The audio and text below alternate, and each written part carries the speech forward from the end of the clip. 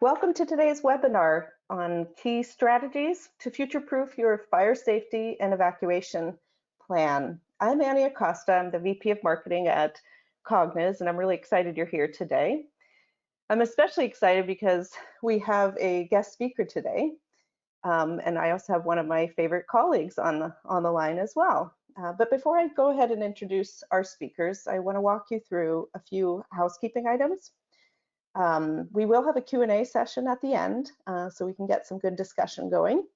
But you can enter any questions throughout the entire webinar, and if we sometimes maybe address them right within the webinar or at the end, depending on the flow of how things are going. And I also wanted to let you know that in a few business days, we'll also send you some helpful materials that'll help you update or create your own fire safety and evacuation plans that we based on our guest speakers' work at the University of Washington. We hope you find those to be useful for your work. Scott, could you move us to the next slide? Thank you. Our guest speaker today is Scott Nelson, and he's going to be giving us a short presentation on best practices in fire safety and evacuation planning. Scott is the Fire Safety and Engineering Manager at the University of Washington in their Environmental Health and Safety Department. He's also the chair of the Emergency Readiness Committee at the university as well.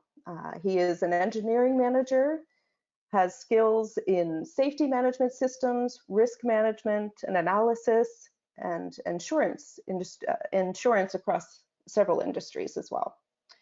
Previously, Scott served as a commander in the U.S. Navy Reserve, including time as a safety officer for nuclear reactors. He also has deep expertise in risk mitigation for the insurance industry and other private industries, including oil and gas. Scott earned his Bachelor of Science degree in chemical engineering from the University of Michigan. We're also joined by Chris Nelson, who is the Chief Revenue Officer here at Kogniz. He joined the company with many years of enterprise software go-to-market experience, and he really prides himself in helping our clients solve problems through emerging technologies, and we really collaborate with him to learn more about what to develop next. Chris previously led the global GTM sales team at Quantum, at Hitachi Vantara, and also Zerto. Chris earned his Bachelor of Arts degree from Penn State University, and he also participated in a prestigious business global leadership program at Dartmouth's Tuck School of Business. Scott, I think we're ready to get started with the meat of this conversation today.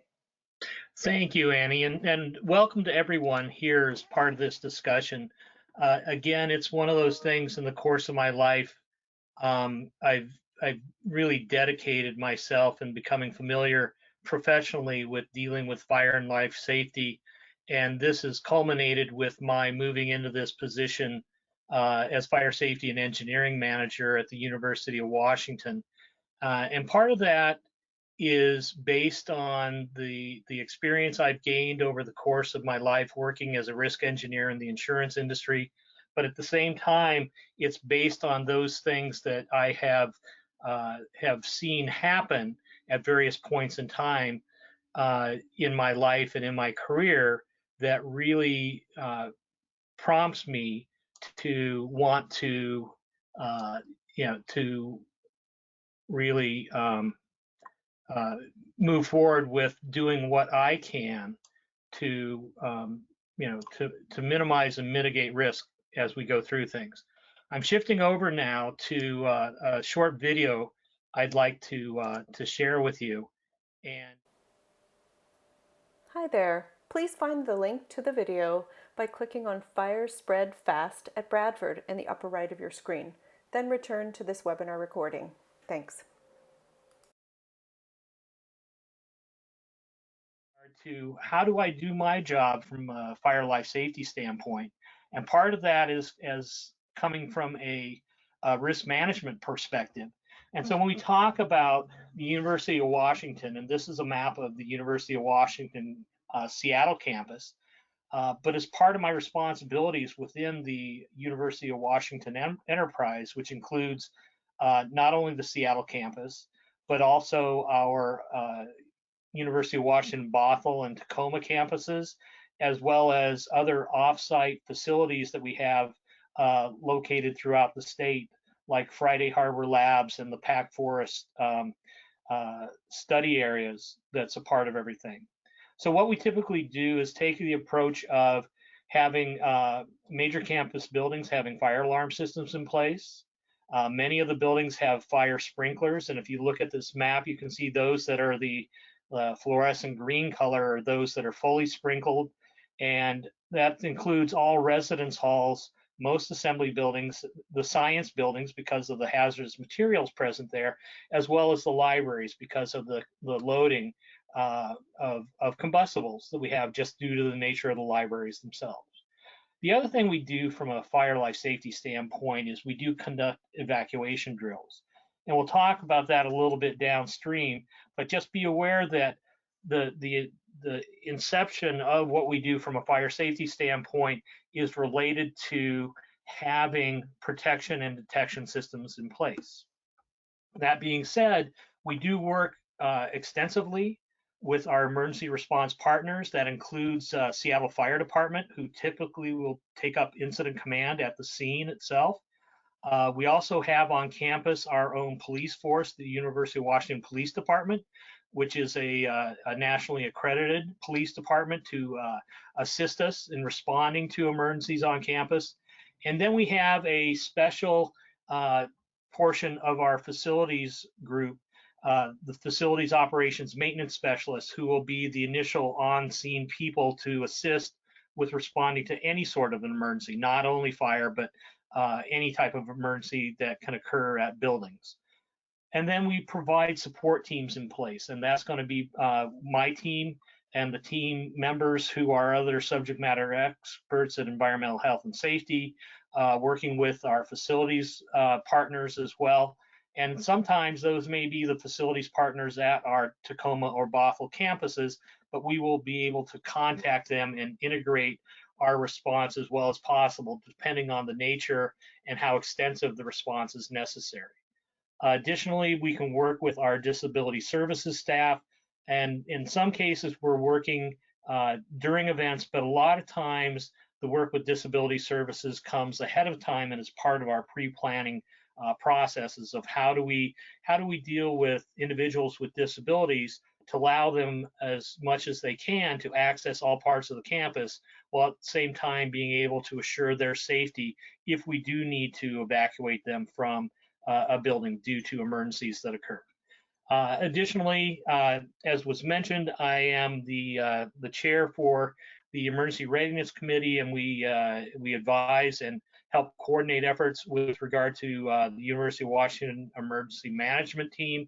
And so when need be, for ourselves at Environmental Health and Safety, if we need a stronger response, we can set up what's called a unit response center, which will integrate directly into emergency management at the Emergency Operations Center as part of our University of Washington Incident Command structure in place. So part of what I need to do from my standpoint now, and this is different from a lot of other facilities and industries out there, is that we are guided by federal regulations, and it's part of the Higher Education Act of 1965 that means we've got to disclose what's going on campus with regard to fire safety facts about our buildings and programs. We report on that annually to the Department of Education, and we investigate all fires that occur on campus to determine cause and prevention measures we can use going forward. Then additionally, for any of those University of Washington owned managed dorms or apartments, we keep an official log of those fire incidents associated with the campus, because it is, and we post it on our website because we want that information to be open and transparent to anyone, whether they have they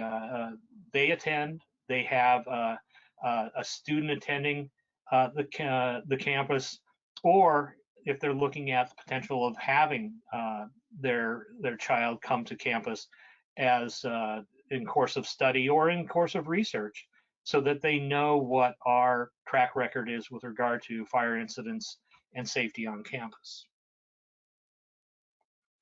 The other things we do, in addition to looking at the necessity for pre-planning, it includes the pre-planning goes in the initial stage of trying to make sure that everything we're doing with regard to construction, fire sprinkler systems, fire alarm systems, everything is geared towards making sure that we're thinking about the life safety of those people who are going to be in our facilities. And again, that's whether they live there, they study there, they research there, or they're just visitors coming to take a look at the campus. You know, our ultimate goal is to make sure that people can come safely and return back to where they've come from day after day after day. So we take it and we incorporate everything that's in place here. We are guided on campus by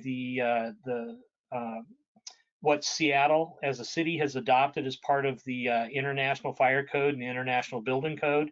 And so we build and design and test and do everything according to those International Code Council requirements. But with my background experience, it's no different where if there's any questions or gaps that may exist, I don't hesitate to reach out and take a look at NFPA guidance and requirements or at Factory Mutual, data sheets to see what is, a proper way of addressing the hazards that are there. Ultimate goal being to reduce the risk and make it as inherently safe as we can in dealing with what we do on an ongoing basis. With that said, one of the things we run into occasionally is that we've got fire rated doors that separate some of our different areas into fire areas on campus within our buildings.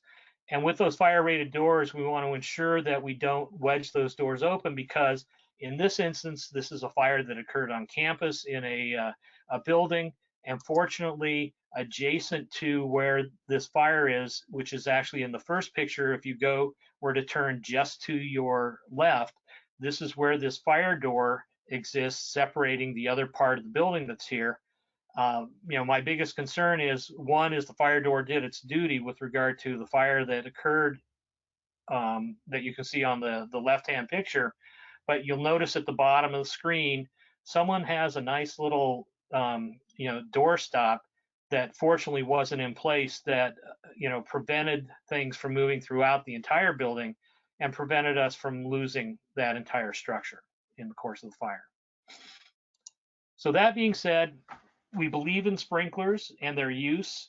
We are taking steps to try and retrofit sprinklers where we do not have them on campus. And one of the challenges we face sometimes is that reality is not like the movies. The sprinklers are, quote unquote, not the fire alarm system. However, they are tied in. So activation of the sprinkler will set off the alarm system to let whoever needs to know through, in our case, through our alarm maintenance company, that we have had an instance, so that they can get notification to the Seattle Fire Department to respond to sprinkler water flow. The other thing we run into too is that people think that the heads, you activate one and everything's gonna go off, and it's not. I mean, a sprinkler head, for those who are unaware, is basically a heat detector. It's set to go off at a certain temperature. They'll activate one at a time. And part of it is realizing that, not only do you have an instance with these, the potential of fire, but that if you set off a sprinkler system within a given space, depending on how many are needed, you'll have water and water damage associated with that. And if you note the little thing in the corner, it says dirty water will discharge when sprinkler head is tampered with or touched. I mean, basically, we've seen people, especially in like hotels and places like that, who will see an opportunity to hang a garment, especially if it's a long garment, on one of those sprinkler heads. And as a part of that, then it will, it will it will cause dirty water to flow out through everything, and it's some of the nastiest smelling water I've ever smelled. So that being said, we encourage no sports within the hallways for the dorms, because that's when we tend to get broken sprinkler heads, when people are doing different things with objects like frisbees or balls in the halls. That being said, we do have fire alarm systems in place, and we have a twofold system. We've got room detectors that will provide local notification for potential smoke that occurs, as well as system-wide, which will go to the fire alarm panel within the buildings themselves and will provide notification.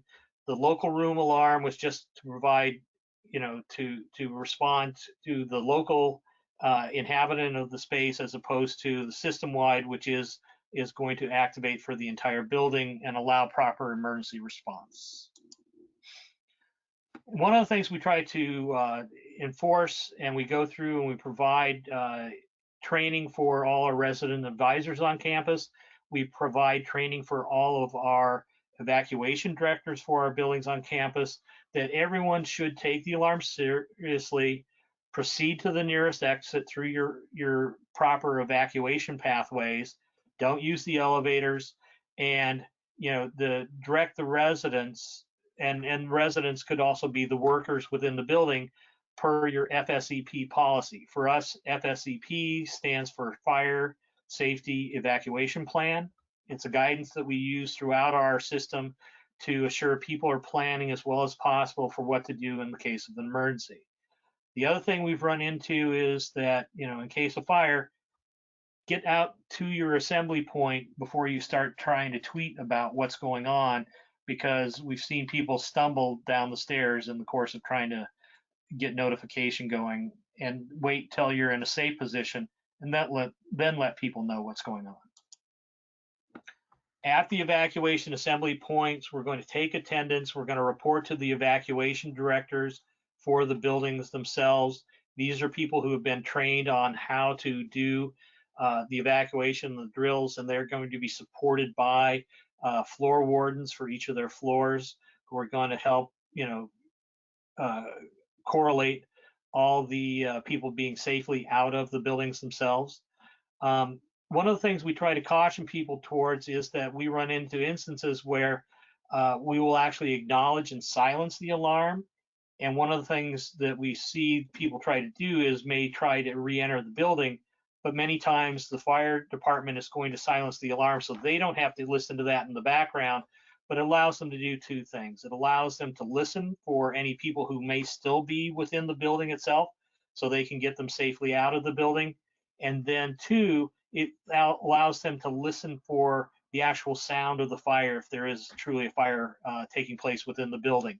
Or it may be the sound of the water from the sprinkler. Maybe the sprinkler's put out the fire, but it'll guide them to where the location is within the building.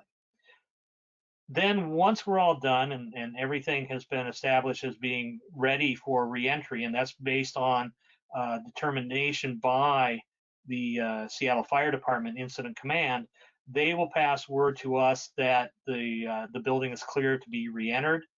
And once that's done, people can safely go back, whether it's to their rooms for to go back to sleep, or if they want to go continue their workday. The fire protection equipment we have in place, occasionally we run into situations with tampering of not only the carbon monoxide detectors, but smoke detectors, fire alarm pole stations, and fire extinguishers there. We caution people and we talk to them about the fact, and we post it at those locations about the fact that under the Seattle Municipal Code, it's a crime to tamper with any of those fire protection equipments. And the fines typically start at about $500 up to $1,000 per incident for doing anything that messes with the equipment. And that includes pulling the pole station in the event that there is not a fire in the given location. The other thing we do is we try to take a look at what the hazards are potentially on campus and look at other reasons we may want people to get out of the building. we design things from a fire safety standpoint with our fire safety evacuation plan. However, that plan can be utilized to allow people to evacuate the buildings in the following instances. Probably the only one that we work hand in hand with the University of Washington Police Department is when we've got an active threat within the building itself. People may shelter in place, and we coordinate the training and activities to make sure that people have the ability to differentiate on those things. But we look at some of the different things that can happen, the instances of what's going on. Case in point, we had a lot of demonstrations on campus last year with regard to some of what was going on, but at the same time, we didn't have many people on campus because of what was going on with regard to the COVID-19 pandemic. So that being said, that's what we do to approach fire life safety at the University of Washington. It's a combination of engineering solutions coupled with administrative procedures that we put in place, along with training to get people geared to respond to different sorts of events. And as a part of that, we take everything in hand and move it to a point where we want everyone to feel safe and comfortable coming to the campus when they come to visit. That being said, from the discussions I've had with Chris and with Annie, they're going to talk to you now about what Kogniz is doing with some advanced solutions to deal with safety going forward. Chris. Hey, thanks a lot, Scott, and really appreciate you walking through that. Super insightful and really great content. So thank you everybody for joining. My name is Chris Nelson, Chief Revenue Officer here at Kogniz, and I'm going to tell you a little bit about the Kogniz Assure AI platform. And where that really starts from our point of view is the requirements around an incident. And so what we see, we really need a lot of real-time monitoring and reporting. And to really get that, you need a centralized repository to go grab that information.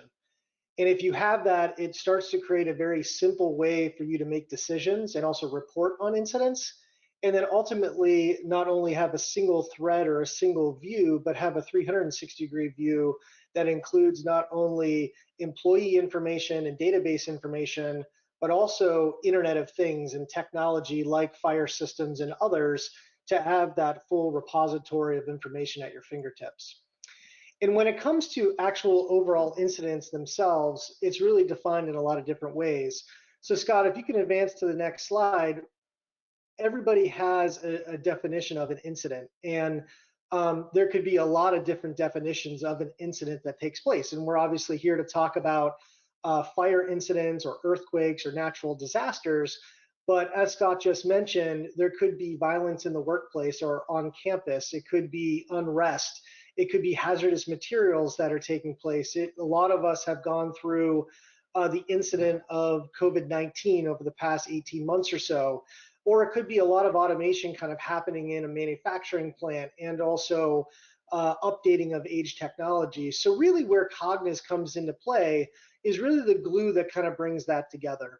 So as you advance to the next slide, you'll really see that there is Kogniz sitting in the middle that kind of bring these areas together around connected safety. So that's incorporating not only the people and also the information from the people, but also all of the information that's created around the incident systems that we're using. So Scott, if you advance it one more time, it actually goes into a real description of what Kogniz does. And Kogniz is a connected safety platform designed to proactively detect, manage, and resolve workplace incidents. It gives us the ability to deploy and improve safety, reduce loss, and increase overall operational efficiencies.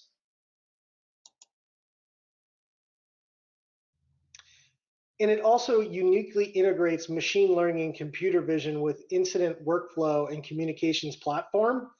And this ultimately gives safety, HR, and operational teams the confidence and evidence that workplace incidents are resolved quickly.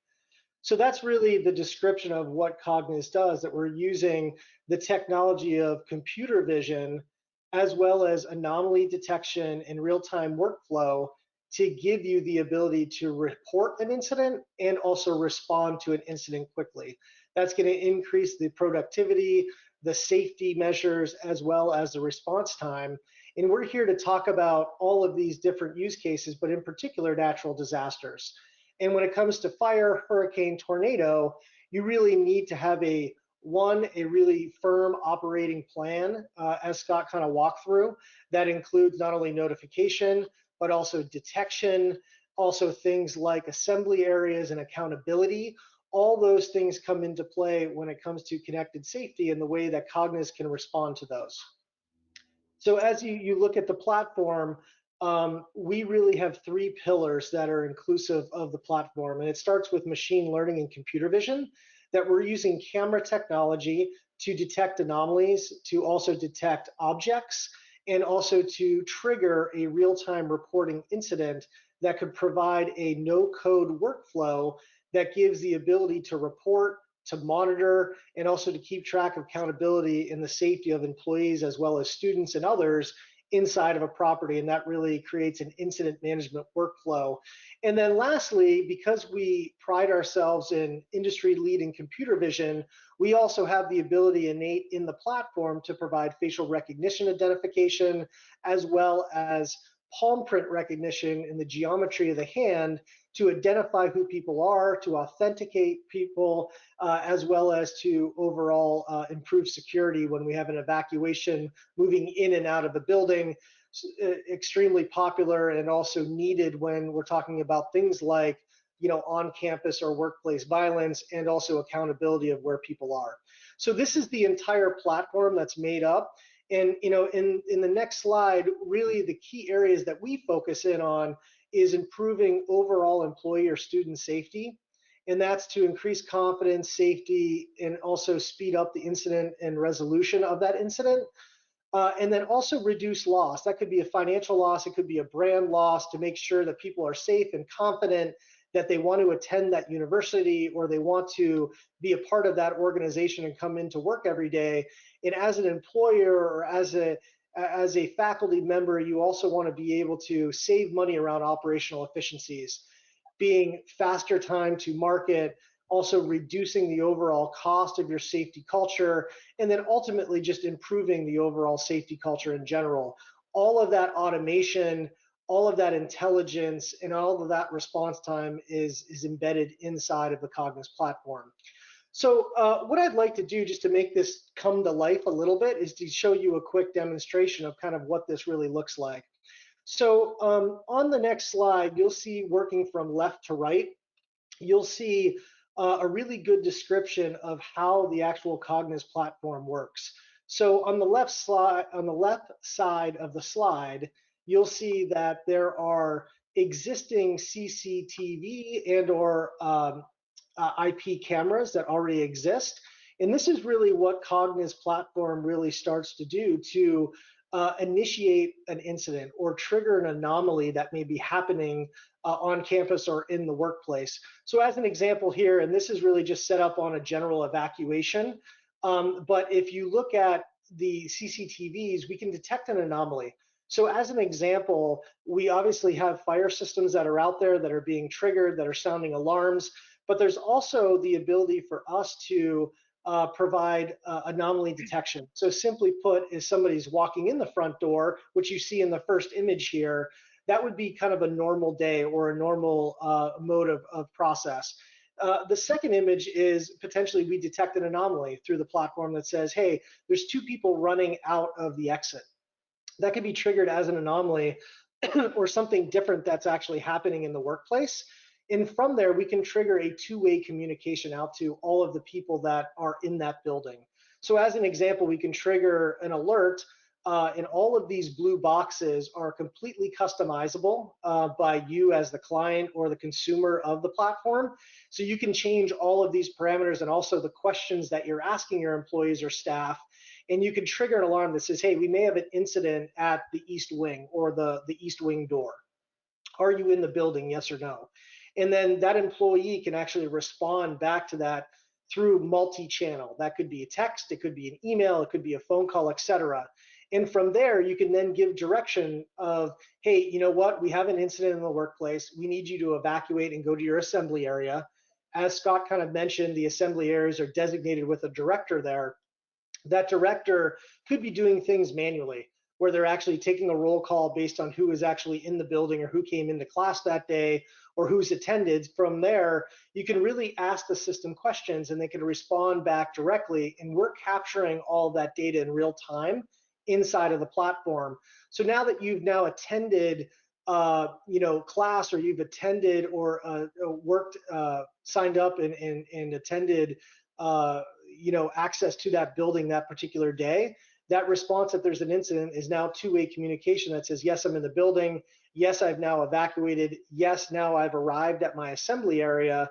And then from there, there's incidents. If you really kind of imagine a true incident, like the video that Scott showed around all of these people just evacuating the stands inside of that soccer arena, maybe they left their phone or maybe they have no way to communicate. So when they arrive at the assembly area, we have the ability through palm recognition to authenticate who people are. So this is just an added layer of security, an added layer of value that Kogniz provides to the solution, that you can come in with a commodity tablet, any commodity tablet that's out there.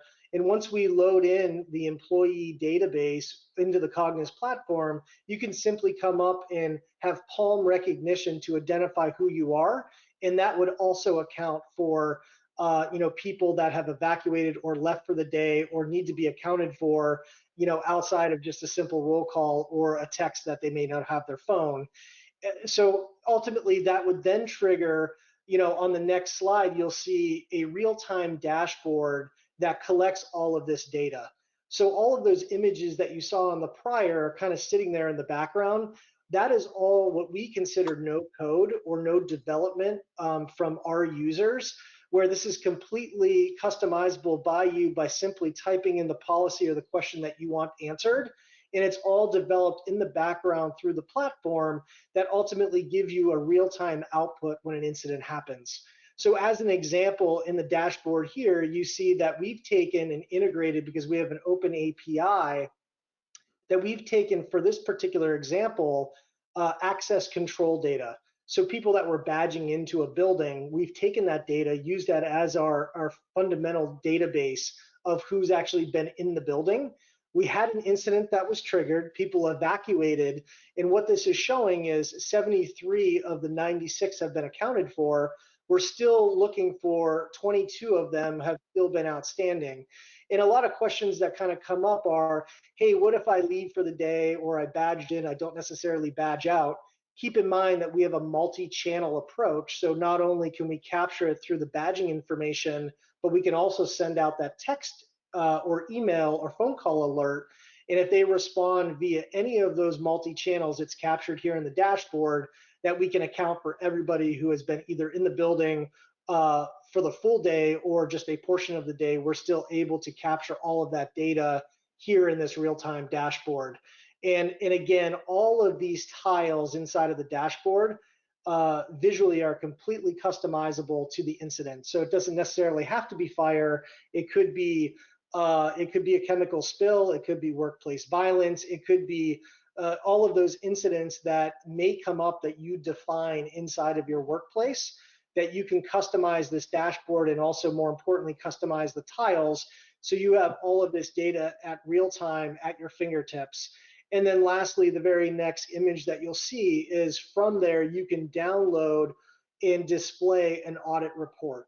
So this could be a near miss report, this could be an attendance report, this is a report that you can hand over to the fire marshal and or an EHS leader, whoever that may be, that you need to present documentation of who's accounted for, elevated safety, all in real time. So that gives you a really good kind of understanding of actually how the technology works, that Kogniz is empowering our solution via computer vision and artificial intelligence. So we have real-time reporting triggered by anomaly detection and providing ultimately an audit report and real-time dashboarding at your fingertips.